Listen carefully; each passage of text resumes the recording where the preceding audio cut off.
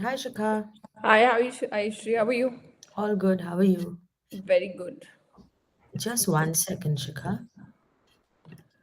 I'm just trying to do a quick last minute push. Yeah, I think we're already live, and all the lives are starting like this with us talking. So I just, Yeah, that's okay. We are already at 6:30. yeah, but people start with the first line of the interview catches them, no? We should go backstage and not go live till. No, I won't be able to go backstage because we are already Yeah, streaming. yeah, yeah. So Yeah, you yeah. can actually you No, can it's stay okay. backstage until it's 6:30. Yeah. No, that's okay. I'm there. Um, Yeah, because the thing is we stream, right? So we have to join like a little early so that, all the streams are live, etc. right. All the others. Yeah, we have a few people already joined us. Thank you. Thank you for joining Arvind, Sarika, Naresh, Sunita, Kavya, Hima, Sheila, Kevin. We will start shortly. We are just waiting for two of our panelists, Dr. Sowmya and Dr. Rosetta, to join us. And, we will start this show in a bit.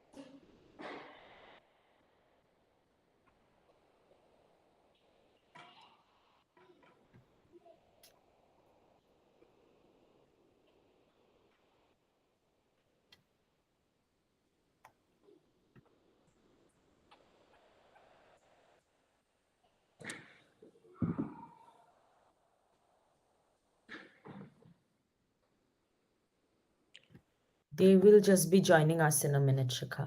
They are backstage, so they are just coming in. Yeah. Yeah, we Awesome. have Soumya with us here. Hello, Dr. Soumya.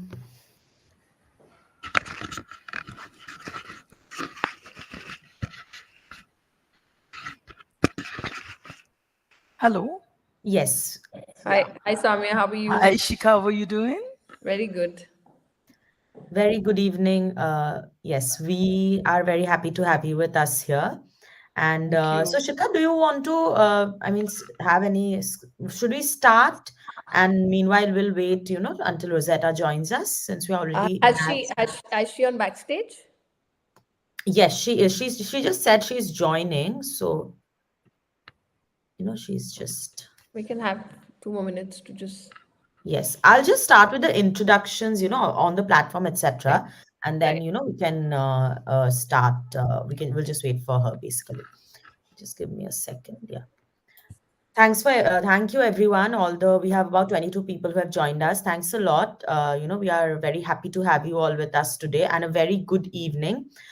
We would like to welcome you to the Vidphone show, where this show is specially dedicated to mothers, and we are doing this in collaboration with in Mothers United Movement, which is led by Shikha Khanna. And this is the 10th episode, and we have successfully conducted the last nine on mothers and various topics related to them. Today we are talking to two wonderful mothers who are teachers, and today we want to hear their story of their motherhood tales as a mother, and what has been this journey uh, combined with being a teacher. So I'm sure Shikha has amazing questions, that Shikha will be asking both Dr. Sowmya and Dr. Rosetta, who would be joining us shortly. Before that, to all of you, who has joined us, I would just quickly like to introduce our platform, Vidphone, before I hand it over to Shikha to, take it from there. So Vidphone is a hybrid work suite platform where we work with entrepreneurs in various spaces, in various sectors like edtech, real tech, edtech, and I mean, those are some healthcare, everything entrepreneurs in that SMEs across industries. We work with them to help them craft their customer journey using our stack of video communication tools. So we have things like a Vmail, we have a CRM, we have a marketing automation, we have a scheduler, we have everything that a business needs to take off as one integrated tool. And today we all know that, after COVID, the world has gone hybrid, and that is going to stay. And so that's what we do on our platform, that we give you the tool so that you can create your growth journey. Obviously today, the even more why this episode is special to us is because we have two teachers here with us today, and edtech is one sector where Vidphone, we really have very brilliant case studies. We really love working with teachers and students who can obviously use our platform and be connected in this hybrid world. Now we have a stack of tools specifically for the edtech sector too, and we would love to collaborate with all of you and our panelists today going forward, even after this show, and see what we all can do together. So that is that. Obviously with Shikha and us, this what you see right now is our live streaming platform. And we thought, who better than Shikha to collaborate with to bring these amazing moms to our platform so that we give them a platform to tell them their stories their way. So Shikha runs an amazing movement called the Mothers United Movement. And I would hand it over to Shikha. Shikha, to tell us a little bit about what mom is, and why are we collaborating on this, before I go on to introduce our speakers and start the show. Over to you, Shikha. You are on mute, Shikha. Yeah, thanks, Ayushree, and everybody who's joined in, and thank you, Sowmya. I was just trying to help Mrs. Williams to come in. You'll have to take over. I think she's joined the test link rather than joining the latest one. Just help her through that, and she will be in because she was waiting to go on stage in the test link. Mothers United movement. Um, it's a, it's. I just want to say it's not a movement, and it's a moment that has come together, so that we can discuss. There she is. So Mothers United movement is something that has come up in the last 2 years, and it is a celebration of the moment that's come in. We'll let Mrs. Williams join in and put her on mute once she's in, so that we can interact. Um, because there's some noise coming in from her. You'll have to switch on, ma'am, you'll have to switch on your, yeah, she's here. Camera is on. Can you switch on your camera? Yeah, because I just did a It's call with on. her The camera is on. and it was working fine. Dr. Rosetta, do you just want to go back and come in again, because we cannot see you? I think there's some issue from your end.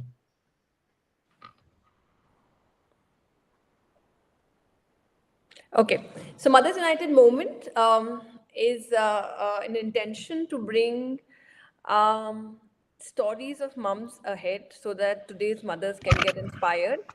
And through that initiative, a book was released last year called 100 Self Portrait, 100 Dreams. I can talk for 6, 7, 10 hours about this, or maybe lifetime, about this whole thing.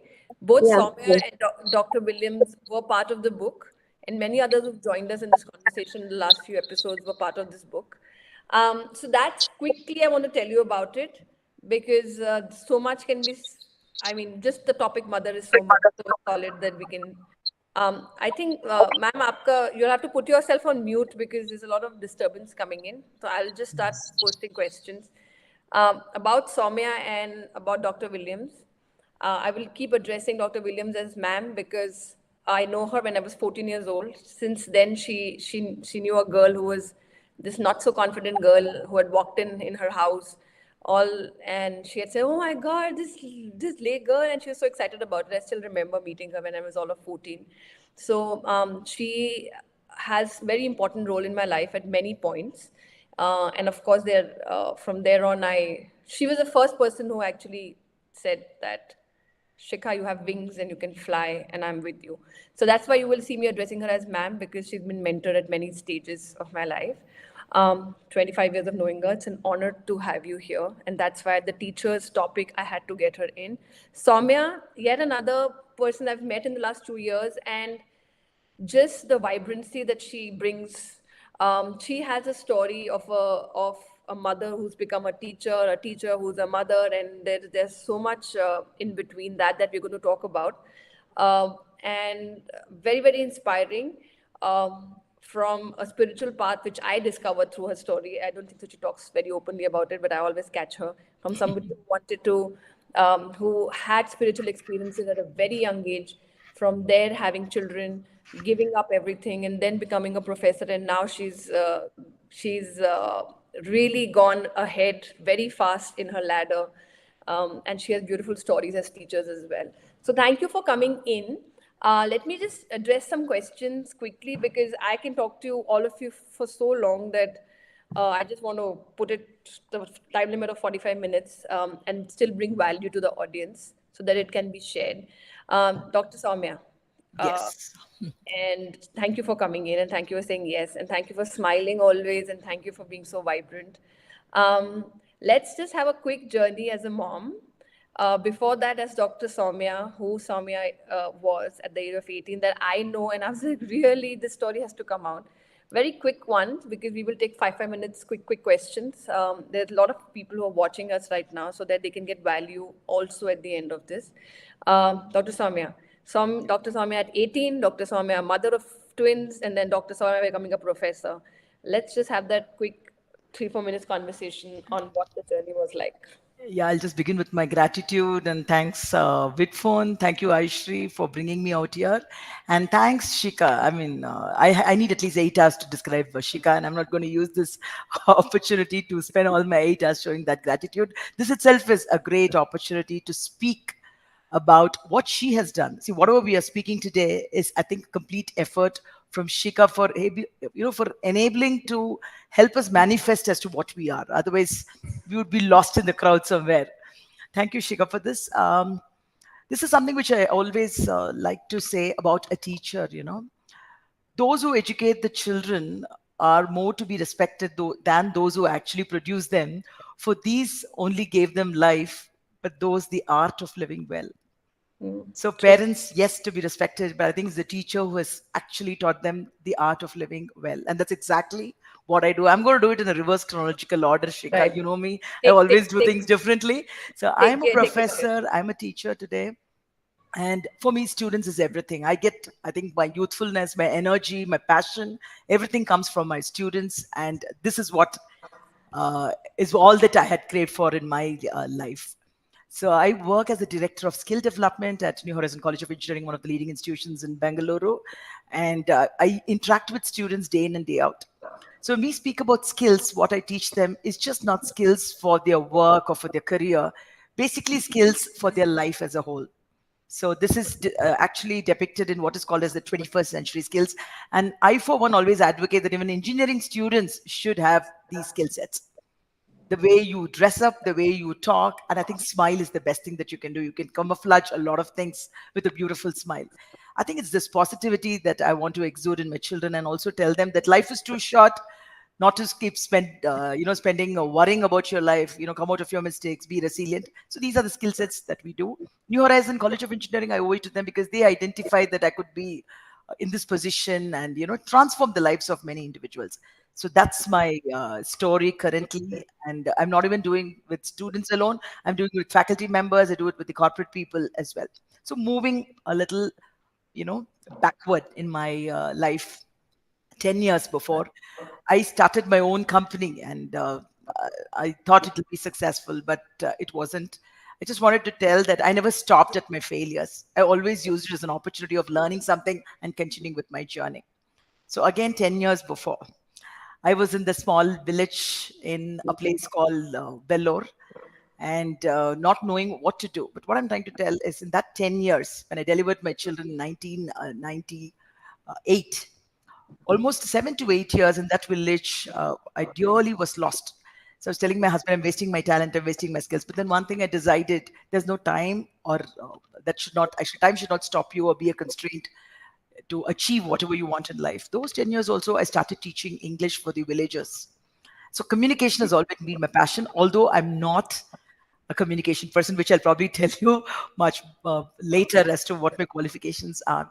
But those 10 years in a small village, wherever I could influence, I taught students, I taught people, I taught the villagers basically how to articulate their ideas. And I strongly believe it's only clear thinking that will help you to communicate better. So I was tapping on those thinking skills.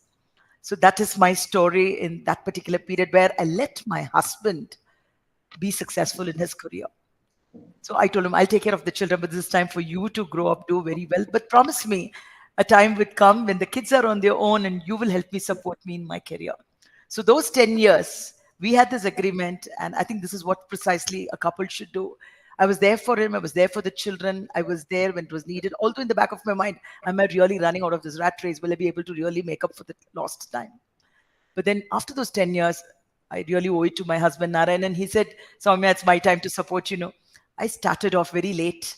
I got back into the career and I did it with so much of speed and, fighting with youngsters. I started off as an assistant professor, junior, and then made my way up. And at the age of 44, you believe it or not, I completed my PhD. And from there on, there's no looking back, and I've been doing very well. And teaching is what I found my passion in. So those 10 years, I think it was a very beautiful period where I keep telling this to everybody who asks me this question. Don't you think when we miss out on the age of doing things, we'll never be able to do PhD? I said, no. You decide what's your priority at that point in time. I think the kids need you, the husband needed you. And today, my husband has given me my time where I have flourished. It might be a little delayed, it's okay, but it has happened today. And now this is what Shikha is really expecting for me to speak about. I'm going back to the last phase of my life. Speaking about the spiritual realization, I think it comes for everybody. How it comes and how they're able to express it is what we need to discuss. So we need to probably, Vidphone gives me another opportunity. We'll definitely discuss with people who have had this, what is called as a self-realization. A realization which at 18 probably had come to me saying that, you suddenly feel very content with whatever you have with you. It's a little surprising for a student of 18 to have that. But then I was thinking, I'm good at everything. I'm an all-rounder. I mean, I feel so blissful, contentment, everything sab kuch ho gaya. I'm really happy. I'm really happy with what I have. But that realization, incidentally, I converted into handling my challenges better. In the sense, I'll put it this way, I don't know if I'm really trying to make sense. This realization, the spiritual manifestation, whatever you call it, has given me that kind of clarity in my thoughts and being very objective about everything that came up in my life subsequently, whether it's happiness or sorrow. And today, touch it, I'm able to handle both sorrow and happiness with that kind of an equanimity, if that is the word that I can use. And this equanimity, I feel I have achieved it at the age of 18. So I think I'll stop here because I need to give a lot of chance for others to speak as well. I think this is what is an answer to the question when people ask me, how is it, Sowmya, you're always happy, energetic, bringing in a lot of enthusiasm. Don't you have problems in your life? I said, it's the way you look at the problems. Like Shakespeare said, there's nothing good or bad. It's only your thinking that makes it so. So my PhD itself is on thinking skills. So you need to look at a problem very objectively, keep your emotions aside, handle it like as if it's a statement, it's like a science topic before you. Look at the facts, leave out the emotion.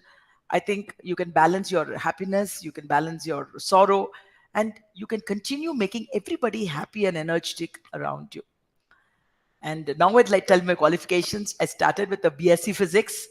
I went and did MA Public Administration. Then I did my PhD. But whatever it is, wherever I have gone, I've only been chosen for my communication skills and to teach English. So I don't have a master's degree in English, but communication, and articulation of my thoughts, I think that's what has helped me reach my position in life. Thank you so much once again for the opportunity. Thanks, Sowmya. I think a lot of your students have joined in. I have a feeling that the kind of people who are here and joining in are your students. Very important to give you the stage. And if your students are here, I must say that she's been very, very wise about telling her story, but her story is in one line. The fact that she never gave up, and at the age of 44 also got PhD, and now she's heading in so many areas of her life. She's raised children. Many mothers who are going to be watching this have a lot of questions. Can you do this? Is it possible? Is it too late? Is it too early? Sowmya is one person that can answer that you can still, nurture your dreams at whatever age, whenever, however. It's just your mindset that needs to change. And definitely her story, I will leave it at that. I still find her 18 years very nicely. She's just gone over the 18 years spiritual thing very nice, a very subtle way. Teacher But like. yeah, she because I'm sure her students are watching. But someday, maybe when she's ready, I'll get her story the way I want it to be out. But I'm waiting for that. I just Um, have only one line to say about my family. I delivered twins. I have a boy and girl. Uh, and the beauty is, I'm blessed with the fact that they were born on the 1st of January. Yeah, amazing. Dr. Williams, what can I say about her? I have derived a lot of strength looking at her. I have, I have just been in awe of the fact of how somebody can keep fighting no matter what happens and still walk with so much grace. I've witnessed her for more than 25 years now, and now being the CEO of Dalmia Group of Educations. Ma'am, your time. You as a mom, I you can't as see a myself. can you see now? Can you see yourself? No, I can only Don't see Sowmya. okay, don't worry, we can see you. We can see It's you, Okay. it's some Rosetta. connection, but you can hear Yeah. me, right? Yeah, Um, yeah. you as a mom, the journey as quickly as we can, though it's been one of the most interesting. She just got married. What a moment to see her married. I just attended her daughter's wedding. I had to. And from there, education, becoming Deepest International's principal, bringing so much change. Now today here, bringing so much change with Dalmia Schools of journey, and then we will talk about mother and teacher in the next question. So let's just have a quick round because and and just remember that mothers are watching this, so we must come up with things that mothers can get look at it and say, I want to be like her and I can do this. So let's just have that authenticity come out with what the journey is in this short time of 5 minutes. Thank you. Thank you, Shikha and Ayushree, Sowmya. It was lovely listening to you. I'd like to really thank the three of you for having me here. I feel very honored and privileged, actually.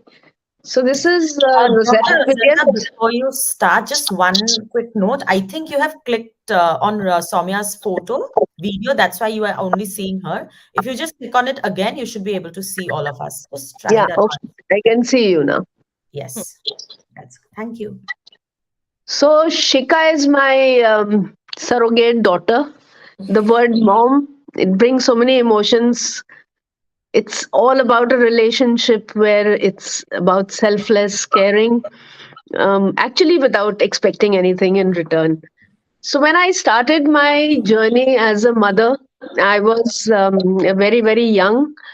I had a 3-month old baby. We're not going to. Can you see me? Yeah, we can see you. We can see you. Yeah. So I started, I'd done my B.Ed, wonderful upbringing I had. It was a wonderful childhood where my parents were very, very focused on our knowledge and reading, and that's what we did. We used to have nothing special, no luxury, but a lot of books. So, whatever I am today, the credit goes to, of course, my parents. That's why I carry my name, Rosetta Williams. Williams is a sentiment that I give to them. Anyway, so with a 3-month old baby, here I come to Delhi. I was married into a wonderful Sikh family. They're wonderful people. But having said that, I was educated. I wanted to stand up, do something for myself once my daughter came along. I had urge, a drive to be able to create a life for her and give her everything that whatever she's not a Benjamin Spock baby. Not at all, in fact. But give the best to your child is what was my selfless thought which came to my mind. And I come to Delhi with a 3-month-old baby, joined Delhi public school, walked into the job as I would say. Mr. Logani was the principal, I still remember. And lo and behold, before I could say Jack, in a blink of an eye, I was heading my first school in Orissa, Rourkela, where I used to sit and weep because I didn't know what principalship was all about. Went through that, came back, was recalled to Delhi. There was a difficult project that the Delhi Public School Society had in the most backward area of Haryana called Mewat.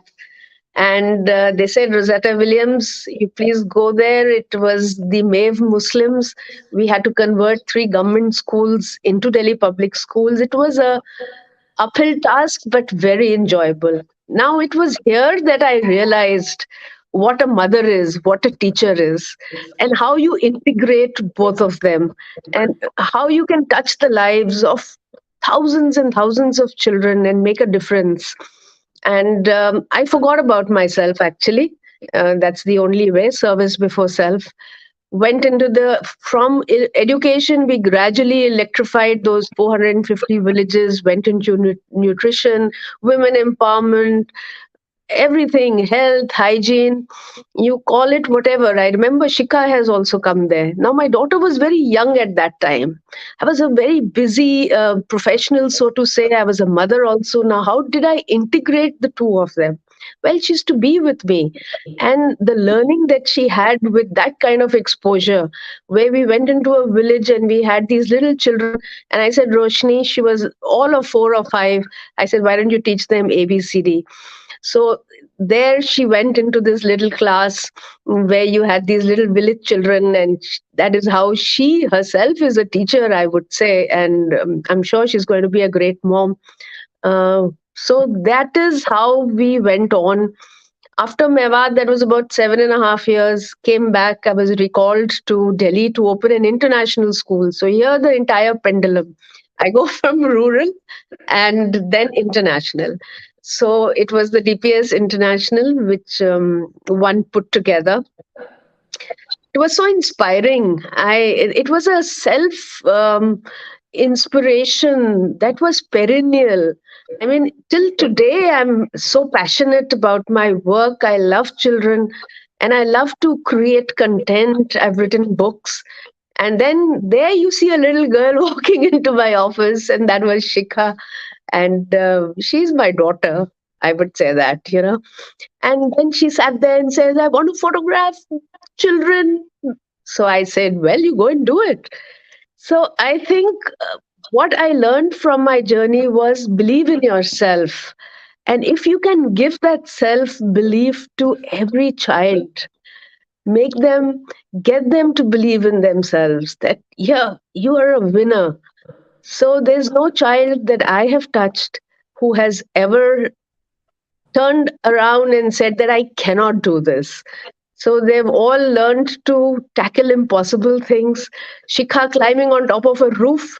My God, it was four stories high, and we were holding on to her legs, little girl, and she was photographing from there.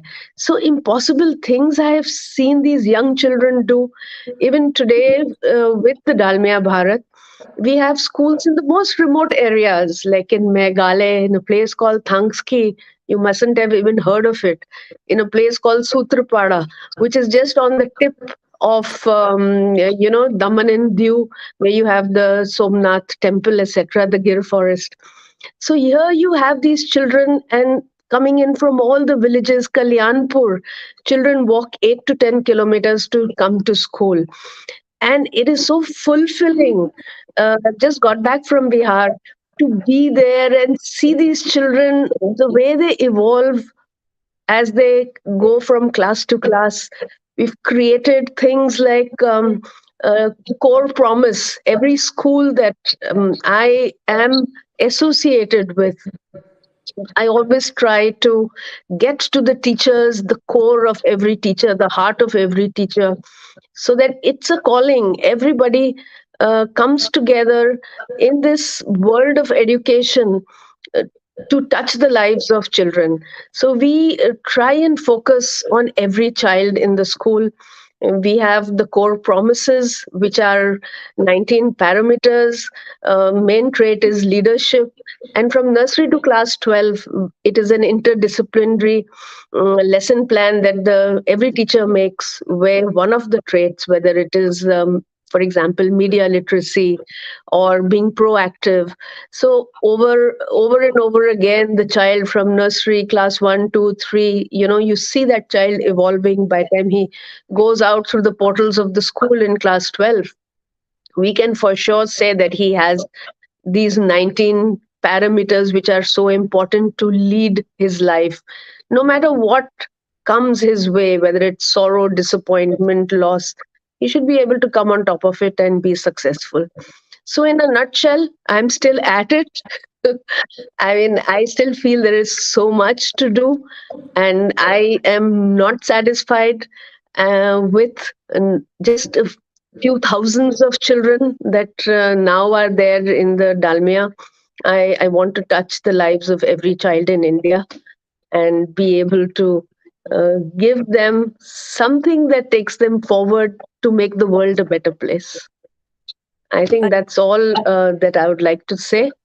And Yes. Yeah. anything else, with gratitude to the God Almighty, I'm blessed. Yeah. Yeah, Uh, Shikha, before you, Dr. Rosetta, your video just got stuck for a minute, stuck for a bit. I think you are on your phone, right? If I'm not wrong. yeah. We Yeah. could hear you, but can you just switch off and switch on your No, camera? I think she minimized the screen when you're on the phone, basically. That's why we suggest to join through desktop, but that's Ma'am, okay. If she can just, maximize the screen, her video would stop freezing. That should not be an issue. ma'am, did you understand that? I think we lost her. She's joining Yeah, again. Coming she's back. with Yeah. us. Yeah. Yeah. Yes.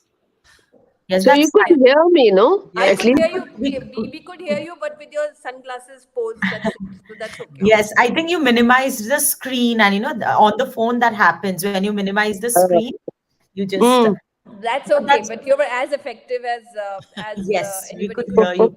You could hear your Yes. story. And may I, if you're with your permission, tell about the Mewat scene that I saw for the first yes, yes, time. yes, yes.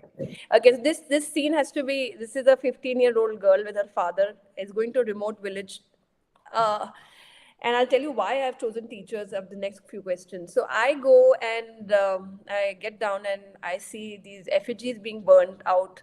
Dr. Rosetta Williams and Mr. Khan, who's I think he was in charge there.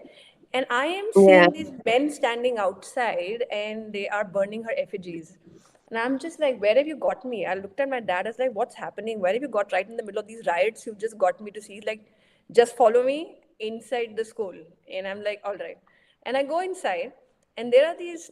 How many women were there sitting inside?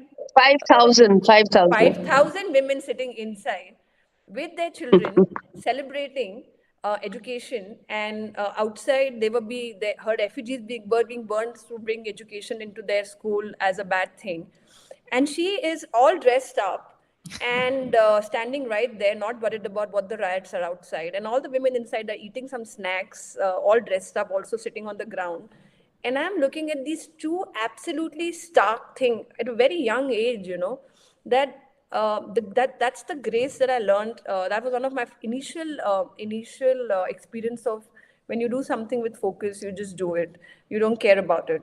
And there have been many incidences that I've only heard that she went through, and some other day maybe that with a very little kid in her hand, and right in the middle of the villages where people were questioning, why are you bringing education into Mewat when we don't need it, and you're taking our women in there and girl education. And she had brought a lot of these vocational courses for women to start doing things, beauty parlor and other things as well, so that women could come up. And I was all of 15. So that's why I give some credit to her as one of my very important mentors, because at a very young age, you knew when you decide something, you just go for it.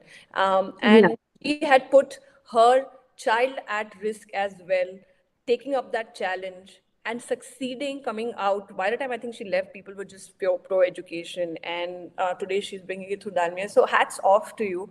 And that's the journey of a mother. Why I brought her into the book, because having such a little kid in your hand, and then not only doing it because it's my profession that I must, but doing it because I must, and that is a very, very solid commitment. She herself was very young. I am 42 now.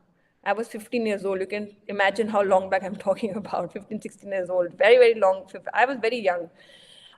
So thank you for showing that path to me and to many, ma'am. It's an honor to have you here. And the mother story is very clear that yes, you have children, yes, you have things, but many mothers who are going to be watching this, who are going to be seeing this, should also know that no matter what, both these women are dedicated to bringing change in other mothers' children's lives, at the same time carrying their own children with grace, giving them the best. Today, you look at, I still have to meet Sowmya's kids, but if you look at Roshni, she's a lawyer, she's a lawyer. Look at her confidence, look at the way she is.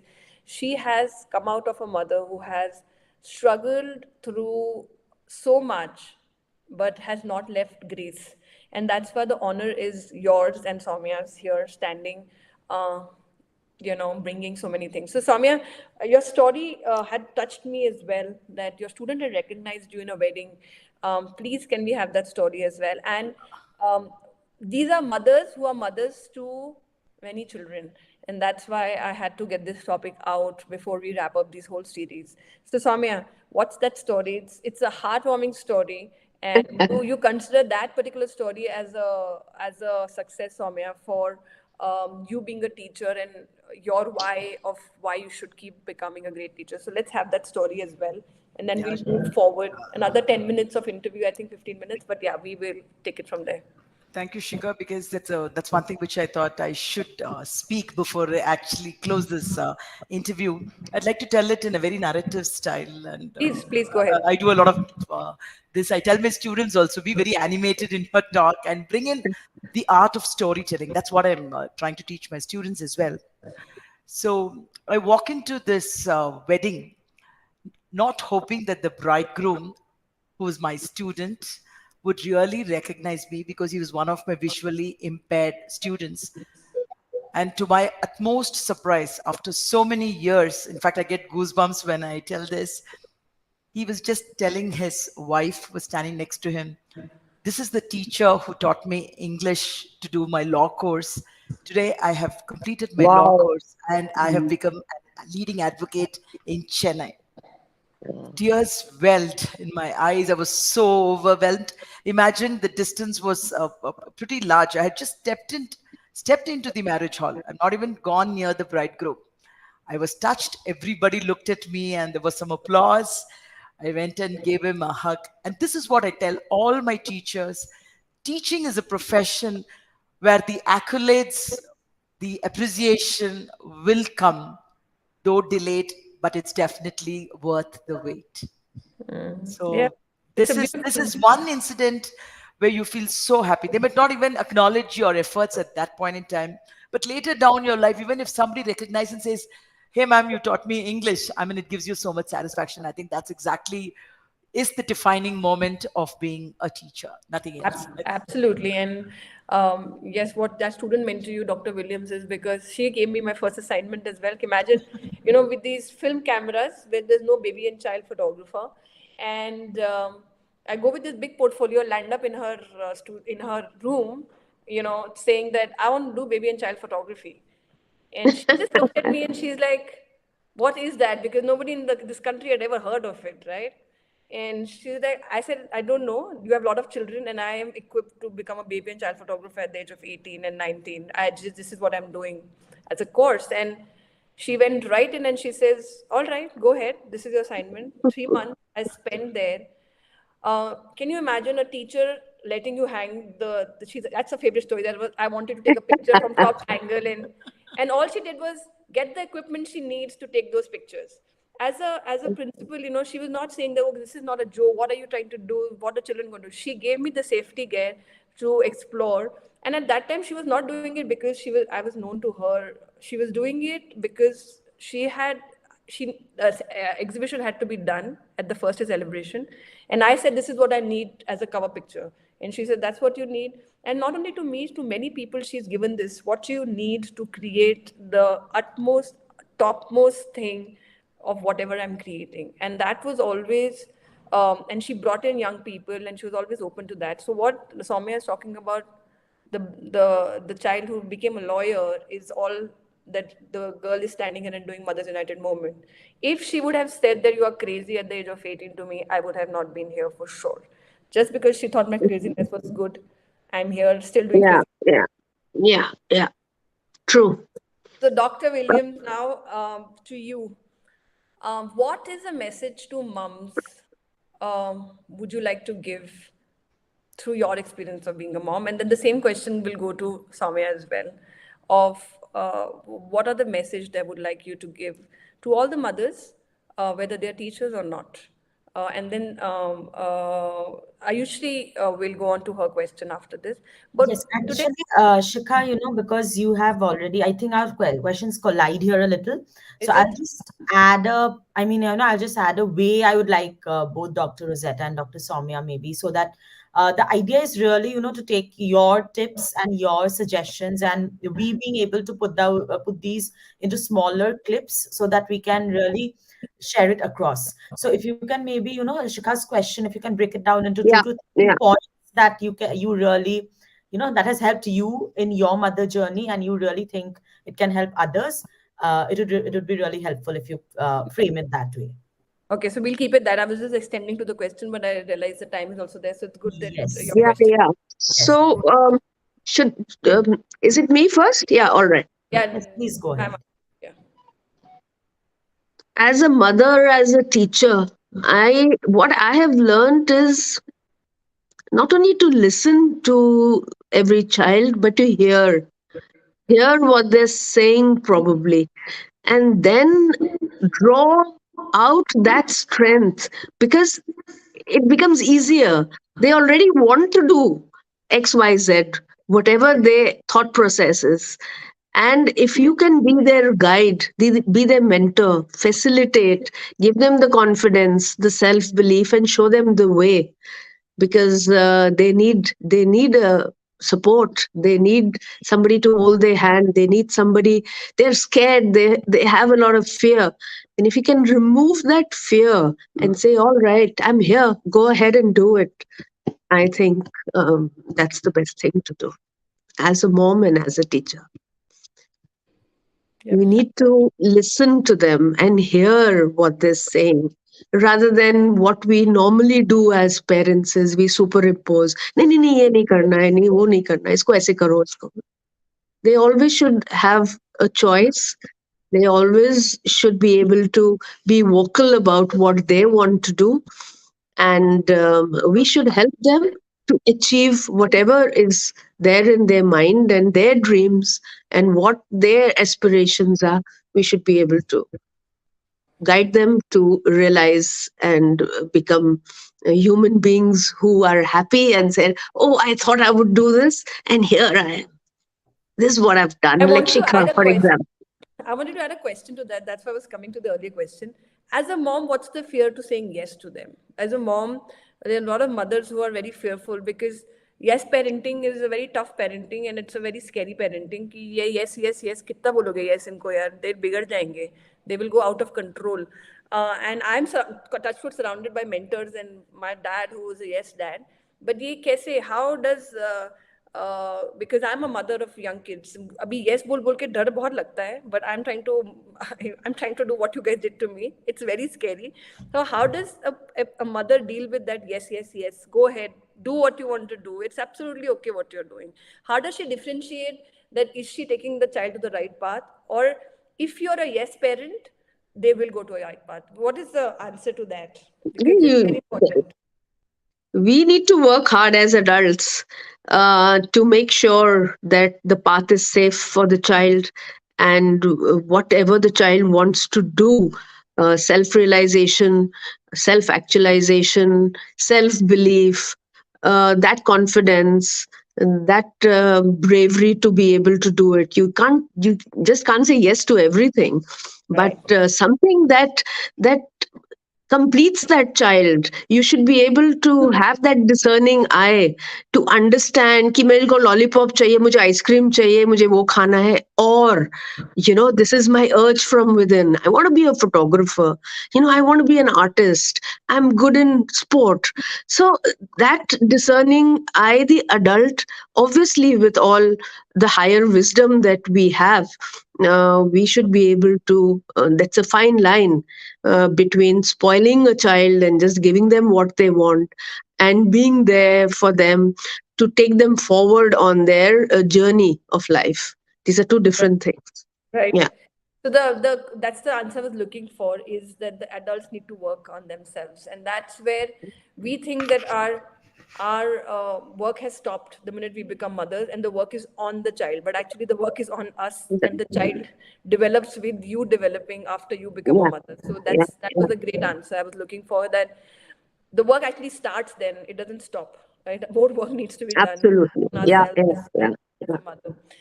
Dr. Sowmya, to Ayushree's question, and then what would you say to all the fears that mothers have when they're sending them to colleges? They have even higher fear when they send them to colleges than they send them to schools. So Mm. what's their Yes. Okay, look. Just one note. Yes, yes, Ayushree, please go ahead. Yeah. Uh, we have a few people who have joined us today, and I have enabled the raise hand because we are almost coming to the end of the questions. Yeah. And you will see, any questions you guys have, you guys want to, or anything you guys want to share, please feel free to raise your hand, and we can let you come on video and ask or share your questions.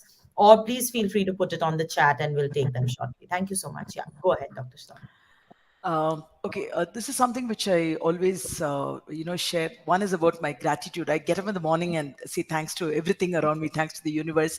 The fact that I had a different kind of experience, bringing up two children, because A, they were twins, B, a boy and girl. For me, it has been very easy. The fear of even, letting or permitting, she's speaking about, yes, permitting my daughter to go on a sleepover or permitting my son to go on a sleepover was very easy because each one was there for the other. So I had no issue at all in that sense. But the important message which I want to talk here is A, as I was mentioning you from my own story, time should not be a deterrent for you to achieve anything in life. Who sets this time? Who decides at 18 you have to finish this? It's only here, probably in our society, we say, oh, your son has finished 12th. Has he got into engineering? Has he finished his course? Has he got into a job? Is he married? I think we should stop this. This is something that we have told our children, you do things at your own pace, both my husband and I. Number one, I think we need to model our lives in such a way that they're able to follow us in a very natural way. So, one thing I would tell all the moms is never ever put up a facade in your life. Be what you are in all situations, whether it's a case of extreme happiness or sorrow. And one thing I've told my children, be very independent thinkers. So sometimes, when they start advising, you think, have I given them too much of independence to even speak about or comment about what we do? But one way I feel very happy because in all the platforms or wherever they are, they always like to fight for justice, fight for being right. So there are very basic things my husband and I have, instilled in our children. We keep telling them that we will provide the education, but from there on, it's all yours. It's your efforts, your energy that's going to take you and be successful. So at home, we are all friends, four of us. We share a lot of things together. We keep it very simple, very basic, and we are very grounded. So one thing to the mothers, don't have too many expectations. Treat a child as a child. Celebrate the differences, but acknowledge their uniqueness as well. Each child is unique in his or her own way. I keep telling a class of 40 in my this one as well, in my student community. Each one has got a special skill to offer. God has created human beings in such a beautiful way. You need to recognize, identify the potential within yourselves. I'm a very quotes person. This is a very famous quote from Elegy in a Country Church that says, full many a gem of dark unfathomed caves of ocean bare, full many a flower is born to blush unseen and waste its sweetness in the desert air. There are so many gems which are there everywhere. I think it's the teacher, the mother who unearths this potential. You know your children the best. So give them time, give them space, and let them lead their lives. And one more thing, I know I have observed some mothers say, you know what, I was like this when I was your age. I was well behaved. I think that's not the way you need to do. You don't have to project your life. Why are they leading their lives? Correct them if they're wrong. Tell them the consequences. Have a fair conversation. Help them to read a lot. I think reading helps them. And my children today, Touchwood, they are my biggest support. They are my biggest critic. In fact, right now I'm asking them, am I doing things right? Am I speaking correctly? Get honest feedback. I think asking feedback from your children is the best way to move forward. Get the support from your husband, get the support from children. It's okay. It's okay to have differences, but then move on. So, this is my only suggestion to all the mums out there. Time should not be a deterrent. Don't think that you have lost time raising your children. It's okay. Today you are free. Your husband has done very well for himself. You should start. And I'm sure the family would say, yes, mom will support you. You can realize your dream. You can realize your aspiration. And I'm sure all of us will be happy at the end of the day. Number two, have some individuality and some space for yourself. Irrespective of the fact that I work at home, I take care of my children, I do my cooking, I come to college, do all this, I have time. When I decide to go out, period, I will go out. When I need to have my break, when I need to be in solitude, I take it out. Keep some time for yourself, because end of the day, you are an individual yourself. So I think the simple formula for staying happy and being happy. I before I, thank you I so much. want to add something. Can I? Please, Sure. please. Yeah, yeah, yeah. So, a very important point came to my mind when Sowmya was talking right now. I think very important for modern mothers of today, to keep abreast with the time. There is no generation gap. We keep talking about there's a generation gap. आपके time पे ये होता था नहीं. No, not at all. We should not take our children back to our times. In fact, we should move forward to their time. So you need to learn what is AI. You need to learn what chat gpt is. You need to understand before it comes a couple of years ahead what is going to happen, what is digitization going to be doing. Take up new courses, read new books, be in their world. And that is how you make sure that there's no gap between what they're thinking and what you are doing with them. I mean, it becomes one whole synergy, and that's wonderful to see. Yeah. Thanks, thanks. Very important point there about this. Again, I've always appreciated that. Being in the present today, what is happening today is important. And the today is changing very fast. So, and I have some conversations with people, and they're like, they're just 10. Why are they talking about all this? I said, because the puberty started hitting at 10 now. What do? You're going to stop talking about it? Are you going to start talking about it and wait till that it become 14? The bodies have changed today, right? And I have a 10-year-old boy, and the conversation sometimes are happening, and there is so much denial amongst parents about the fact that this thing is happening from school. Why are they teaching it so fast? But the fact is, just like girls, even boys are hitting puberty fast. That's a separate issue. But what I wanted to also address to mothers, and because I'm a mother, is that let the teachers take their way of doing things in school. Today, mothers and fathers and all of us have started thinking we have to run the school.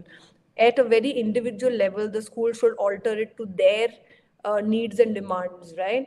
The reality is that the child is coming up with a lot of information. The fact is that all schools are making efforts to do it, but just to micromanage the school and putting pressure on the school because the school should do this and constantly doing that, we are very very restless as mothers because the fear is so high of the future that we are constantly blaming the school.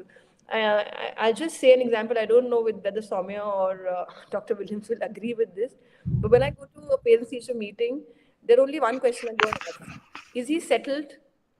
And what is it that I can work on? There is not more than 5 minutes meeting I have with the teacher. And when I come out, the parents are like, we have so much of a report, and they are on that their children saying that 50%, why did you get this marks, or what happened, why are you not striving for sports, why all pressure is there. And when they see me walking just out in 5 minutes, there's a lot of judgment there. And I was just stopped by one of the mothers, and she's like, just 5 minutes? I was like, I think I know my child very well. All the support I need from the teacher is to know, is he settled in school and what can I work on? And whatever she wants me to work on, I will work on that.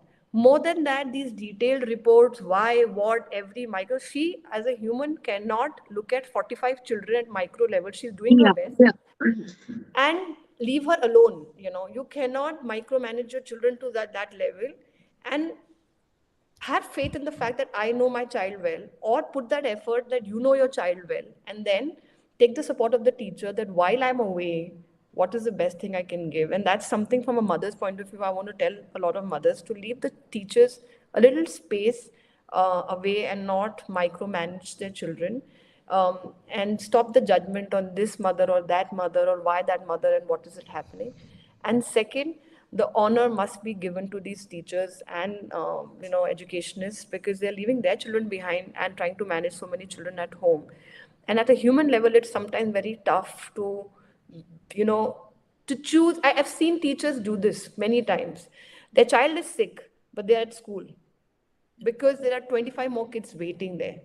We need to just acknowledge that and say, maybe you're having a hard time. Even if something not appropriate happened, just forgive her. Go to her at a mother level and say, are you okay? Your child is okay. Are you okay at home?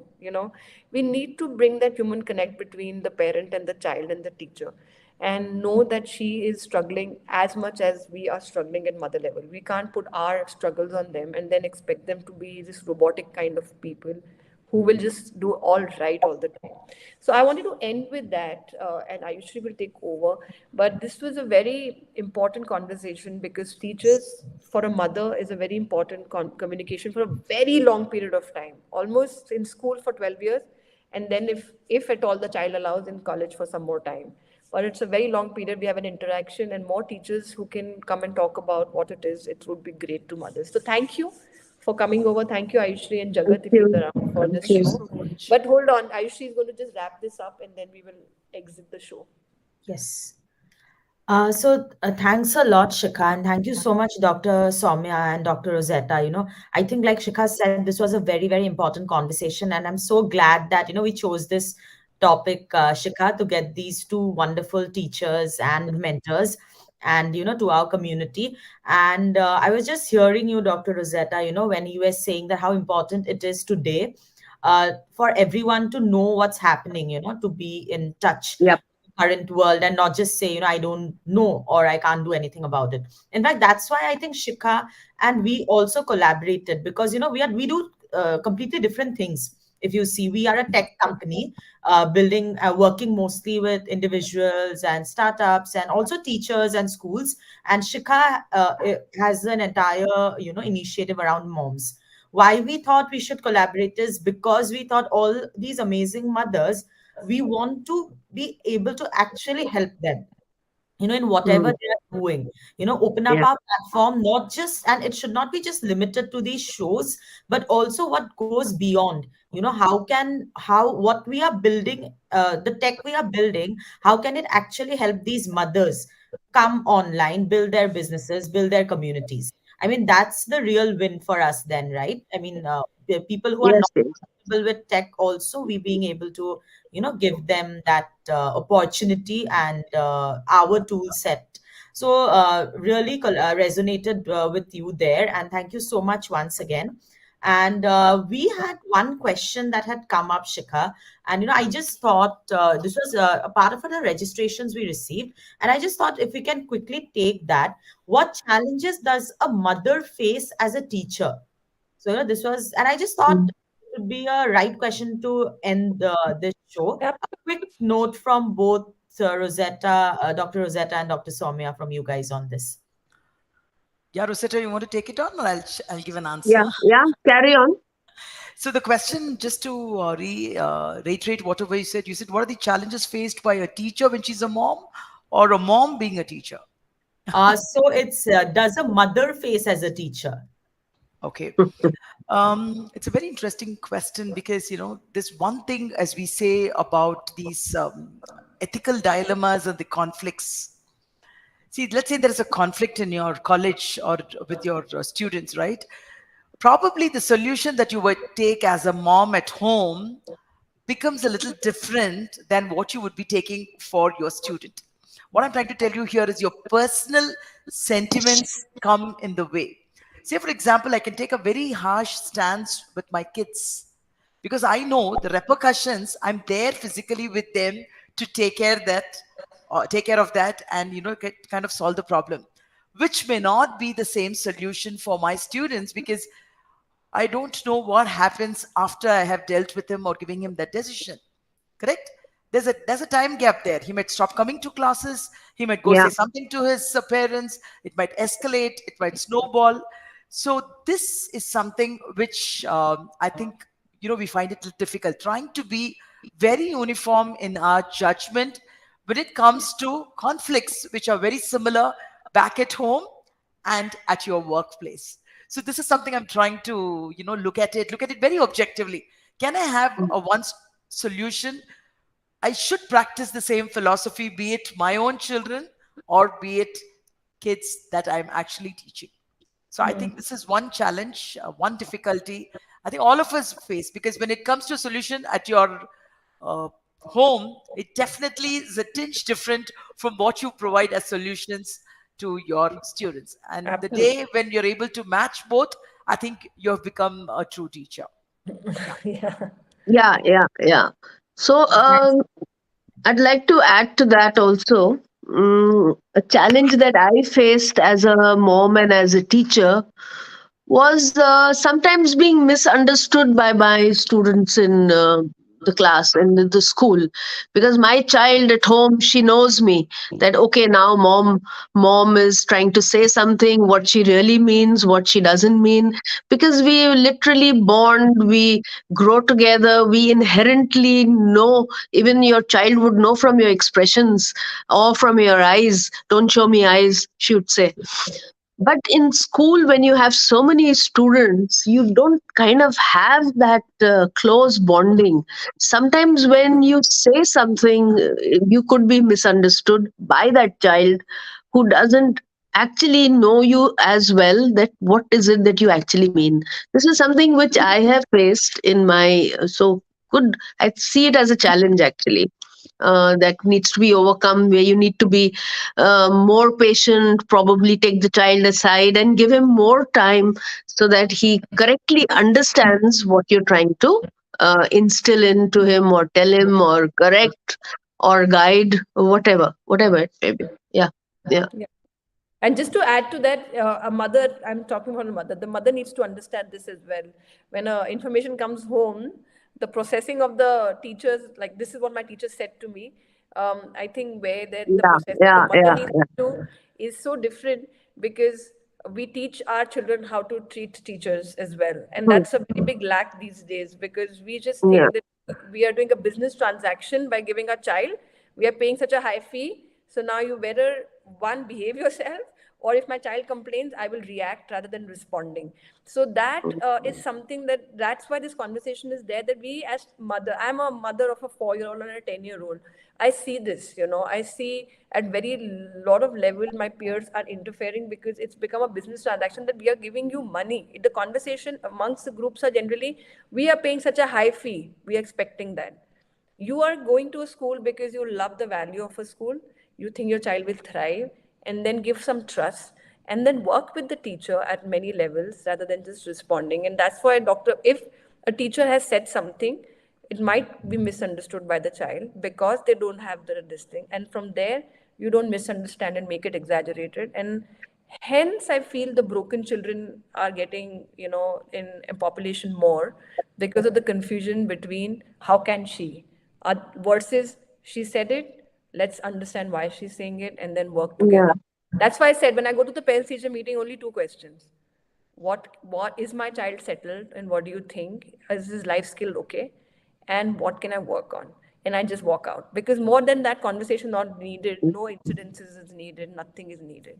So thank you so much, and Ayushri, please wrap it up. Otherwise, I'll keep talking to both of them for very long. No, thank you, Shikha. Thank you so much, Shikha. Thank you, Ayushi.